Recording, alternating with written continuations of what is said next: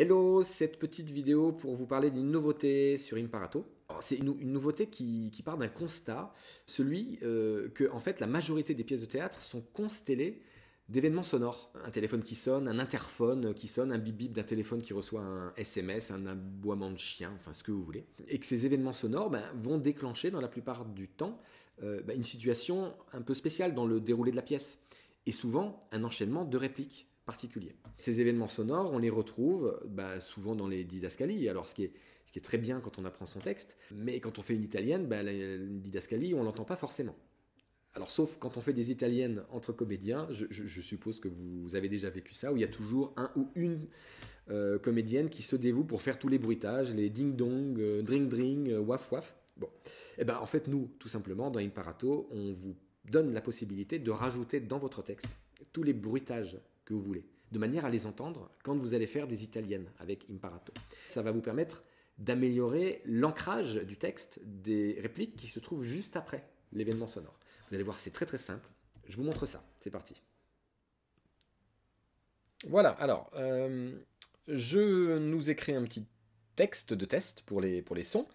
Alors c'est quoi? En fait, c'est un petit monologue, c'est juste un personnage, Karim, voilà, qui parle à sa mère au téléphone, et puis il y a un double appel, il prend Martine, et puis au moment où il parle avec Martine, il y a quelqu'un qui sonne à sa porte, il essaie de raccrocher, et ça ressonne à la porte.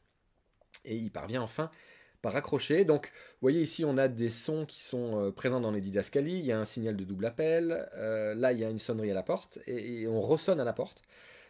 Qu'est-ce qui se passe quand on fait une italienne sur ce texte-là sans bruitage? Voilà ce que ça donne. Donc je vais faire une petite italienne, on y va. Oui, maman, oui, oui, oui, oui. Oui, oui. Donc, double appel. Oui, maman, je te laisse, j'ai un double appel. Salut. Oui. Ah, Martine, comment tu vas? Oui, merci. Et toi? Ah oui. Donc, ça vient de sonner à la porte. Oui, Martine, attends, oui, Non, mais attends 2 secondes. Oui, Martine, stop. Je te rappelle, on sonne à ma porte. Donc là, c'est très bien, mais vous faites une italienne comme ça, il faut vraiment s'imaginer les sons, et on n'a pas trop d'ancrage, il faut vraiment retenir les sons. Donc, ce qu'on va faire, on va tout simplement rajouter les sons qui manquent dans cette italienne. Alors, ça se passe sous. Donc, je vais en modification de mon texte ici, je modifie le texte. Donc, j'arrive sur l'interface, peut-être que vous connaissez déjà bien, de modification du texte. Et ici, on a un nouveau menu en bas ici qui s'appelle bruitage. Donc, je vais aller voir. Donc, qu'est-ce qu'on a ici? On a tous les bruitages disponibles sur Imparato. Alors, pour l'instant, il n'y en a pas beaucoup, mais on va en rajouter au fur et à mesure. Donc, je reviens juste. Qu'est-ce que c'est? On a un signal de double appel, je crois, ici. Donc, qu'est-ce qu'on peut prendre comme signal de double appel? Téléphone. Là, j'ai un bip. Tiens, je vais écouter ça. Ah, c'est pas mal comme signal de double appel. Donc, je vais le prendre. C'est simple, en fait. Il suffit simplement. Je clique ici. Ça va copier le bout de texte qu'il faut pour le bruitage. Je retourne à l'éditeur. Et je vais tout simplement. Alors, on va le coller ici. Le coller juste après. Hop. Et c'est tout.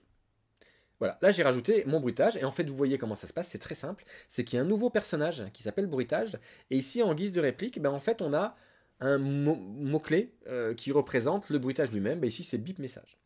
Alors on va continuer, j'ai besoin de quoi? J'ai besoin d'une sonnerie à la porte, et d'une sonnerie insistante à la porte. Alors, on va retourner dans les bruitages. Ici, porte, par exemple sonnette, qu'est-ce que ça donne ça? Bon, ça peut être pas mal pour la première sonnette. Et la deuxième, voilà, je vais prendre celle-là. Donc en fait, je vais copier la première ici, je vais à l'éditeur. Donc on sonne à la porte, hop, je vais le poser ici. Et je retourne dans mes bruitages. Et on a dit que je prenais celle-là, hop, je recopie. Et je viens ici. Et je vais remettre la sonnerie à la porte. Voilà, j'ai fini. Je vais tout simplement lancer la vocalisation de mon texte. Et on se retrouve après ça. Allez. Donc me voilà, la vocalisation c'est terminé, ça a pris moins d'une minute. Alors là je suis sur le texte en mode italien et plus en modification, et on voit que tous les petits bruitages ont été remplacés par le petit haut-parleur, ce qui me permet de comprendre dans le texte qu'il y a un bruit ici, et j'ai entre parenthèses le nom du bruit. Là c'était message reçu, sonnette, bien évidemment dans la modification j'aurais pu le changer. Du coup on va voir ce que donne une italienne maintenant avec ces bruitages dans le texte. Allez, on y va. Oui maman, oui, oui, oui.